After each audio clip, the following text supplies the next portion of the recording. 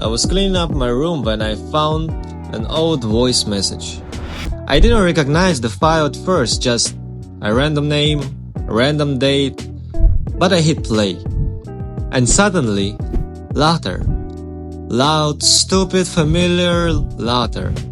It was me and my best friend years ago, laughing at something that probably wasn't even that funny.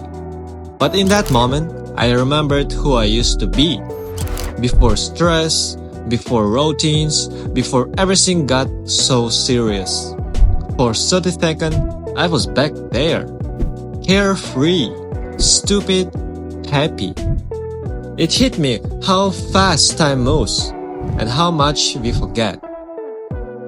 But memories like that, they wait quietly until we're ready to feel them again.